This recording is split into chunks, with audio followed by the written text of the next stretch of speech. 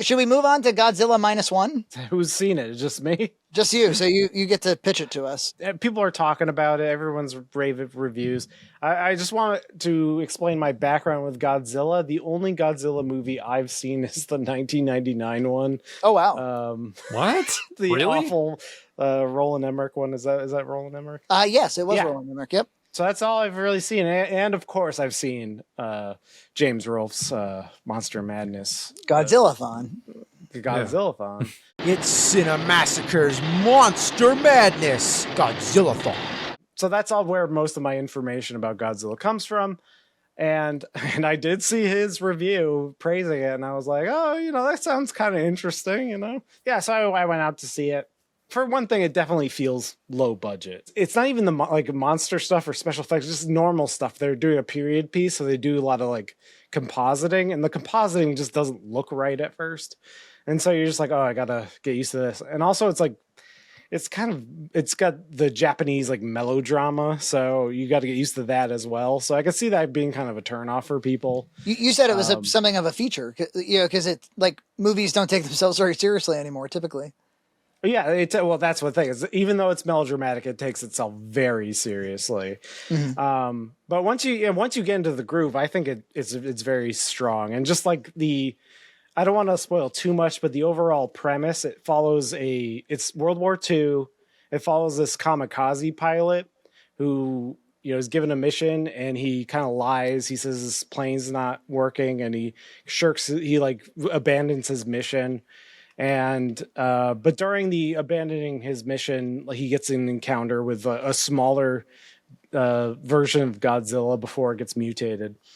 And what I like about this character, this kamikaze pilot, it's throughout the story, he's given opportunities to take on responsibility, and he's always running away. They do a good job of kind of marrying the human drama with the monster story. It's that they're intricately woven together. The Godzilla problem starts with this character's character flaw, and it ends with him solving his character flaw, which I think is really great.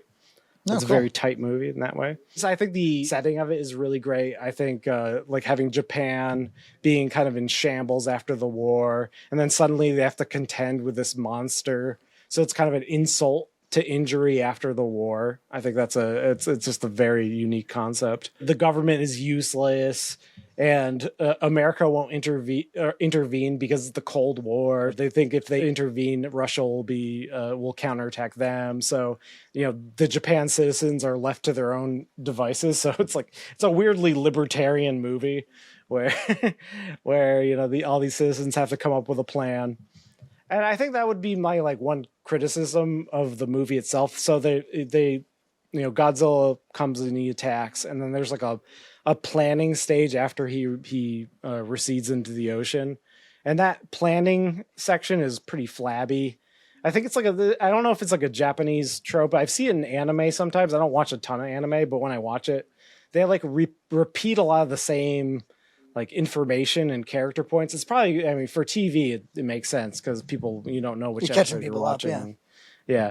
But for a movie, I think you could cut down a lot of that repeated, not only information, but there's character moments that are repeated. That was my one little nitpick is that kind of repetitive in that phase of the movie. And because it's melodrama, there are some silly and contrived moments, but ultimately, I think it doesn't matter too much. Reported budget of $15 million. $15 million, and I think it was Critical Drinker or something. He's was it Critical Drinker? He said that compared to one episode of She-Hulk was $25 million, and does it all on a budget that's barely half of a single episode of She-Hulk. Almost tasted that. Num num num. No. Eat it up. Go play. Okay, 3, 2, 1. Wait. You know I'm the hottest. You ain't never got it. It's actually less than that because the director came out and he's like, the reports, the 15 million. I wish it was 15 million. So that's crazy. Whatever he was doing, he stretched those dollars. Do you feel like the only way that you can make a big blockbuster like that for that small a budget would be if you are like really hands on with the VFX. Like maybe he's like a VFX master. Like I'm thinking of our friends, the Daniels, with Everything Everywhere All at Once. That was like 30 mil. Yeah. And those guys were really hands on with the VFX. Or like Robert Yeah, Rodriguez with Sin City was another example. Yeah, I heard reports that this director, he was like modeling stuff himself in ZBrush. He was doing the writing, the editing, he was doing everything. Like, I think that's how you got it down, is he was basically, he had the reins on this thing, and don't slob it out. Yeah, and every minute detail he had his hands in it. And it's got a good moral. It's like, are you going to be a coward and run away from your problems? Are you going to run away from your past, or are you going to take responsibility? Deal with the issues at hand, choosing to live, choosing to have a family, and choosing to be a man of action and principle. It's kind of timely. Wrapping it in this monster movie. And the one thing I like about Godzilla is, like, I feel like in like American monster movies, they're always like trying to like give a motivation for the monster or something, or like, I think in the Roland Emmerich one where he has like babies or something, and I don't know, but in this one, no, Godzilla just fucking is an asshole.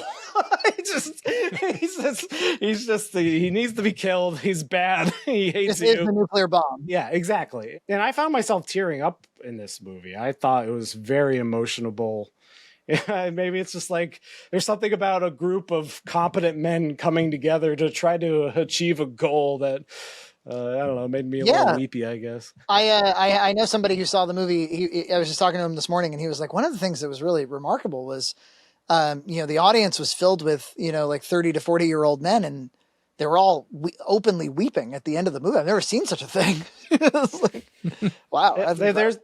There's several parts that I think you would weep at, and I think I think women would like the movie too. There's a lot of good character drama, good relationships, and so I recommend it. I recommend it for everybody. It's a very limited theater run. Again, I don't know much about Godzilla, but it moved me. So if you can see in theaters, I think it's worth it. This is the Godzilla, like, when he's attacking the city, and all the like action set pieces are really well done. Even if like the compositing in other scenes isn't the greatest, I think it is a good spectacle, even though it's low budget. So yeah.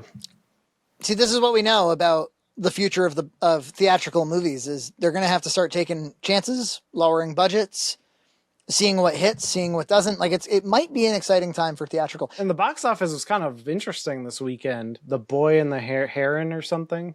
So that's a Japanese movie that was in like the top 10 or top 5. And Godzilla, obviously. Japan's, I think, is just something different. Something different from what we're. Remember, they made sure that the Mario movie was good. Yeah. Was this was an authentic like Japan Godzilla, not an Americanized? Okay. Yeah. It's you had to read subtitles to. Oh, really? Like even in the theater? Okay, so they didn't even like dub it. Wow. And yet it grossed $52 million so far. So if the budget's under 15 million, he made his money back. I went and saw the Godzilla movie that came out like 10 years ago in theaters. That was, I think, American made. Where Godzilla's the good guy, he helps him out. So. The Bryan Cranston one or whatever. I don't know who made it. I've seen all of them. The fuck up thing is I've seen all of those movies. I saw Godzilla 2014. I saw Kong Skull Island. I saw Godzilla King of the Monsters. That was the worst one. And then I saw Godzilla versus King Kong. And now they're going to make Godzilla X King Kong. All of those movies have made money. It's the, of all of the expanded universes, there's Marvel. And then this one is the other one, Oh, like the failed universe monster, which only had the Mummy. That's one of my favorites. Yeah, that Tom Cruise Mummy movie, and they put like a cool logo at the beginning. They were like, "There's going to be so many of these." Failed. You never saw that logo again in your life. Real quick, because we've actually been asked to talk about it, and I'd like to talk about it. So you guys follow these game awards. The big thing that came out of it that people wanted us to talk about was how Sega is going to be having like kind of a new lineup of their. For years, people have been saying, "Hey, Sega makes more than Sonic the Hedgehog. Why don't you bring back Shinobi? Why don't you bring back, whatever?" And yeah, so they're going to be making new games, and Yeah. they showed some footage, which was awesome, of Crazy Taxi, a new Golden Axe, a new Jet Set Radio, a new Shinobi, and a new Streets of Rage. I can't believe they actually announced it. I mean, of course, I'm excited to like play all of them, but you know, I have reservations just because modern Sega is not always good. Well, fair enough. I mean, a Golden Axe, I assume, could be hit or miss. Jet Set Radio is a game that never really hit with me. Shinobi, Really? it Time looks out. like a Time out. No, you yeah, can't yeah, speed past that. Have you played the one on Xbox? Because the one on Dreamcast is poo-poo diarrhea garbage, but the Jet Set Radio Future is an incredible game. No, I've only played the Okay, that's Dreamcast why. one. That's why. I didn't understand what the fuck was going on, Jason. I put it down and never returned to it. Fair Tried. enough. Only because you're talking about the Dreamcast one. That one is it's too hard for its own good. It's confusing, and Yeah, Streets of Rage seems like a no-brainer. That's easy. But and Shinobi looks like it's a 2D platformer by all accounts. So they brought Shinobi back on the 3DS, which was actually pretty good. I like that game. Oh yeah. But Crazy Taxi is actually the one I'm the most excited about. I fucking love me some Crazy Taxi. It's a great. Really? Great No, that's game. one that I never liked. I never liked Crazy Taxi. Well, it's an arcade game, so you got to play it like Yeah. an arcade game. Yeah. That's my problem with Jet Grind Radio, the original, is that they treated it like an arcade game, even though it's not. And then the sequel is open world and actually good. It'll be interesting. I'm just disappointed that they didn't do Choo Choo Rocket. チューチューロケットネズミを助けろチューチューロケット猫は怖いチューチューロケットすごいズババババ Well, I mean, they're announcing 5 games at the same time, which is unprecedented. I don't know. I mean, they didn't give a timetable for any of these, so like we have no idea like what the extent of like these are.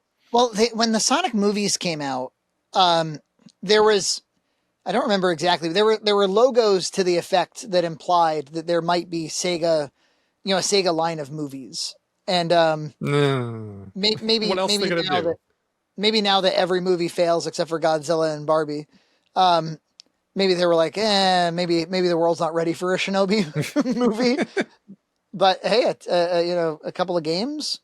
I think it's exciting, but you're right. I mean, Sega, you just never know how shit Sega might accidentally be. Subscribe to Red Cow Entertainment on Patreon for full episodes every other week. サブアクションパズルチューチューロケット2800円安いドリームキャー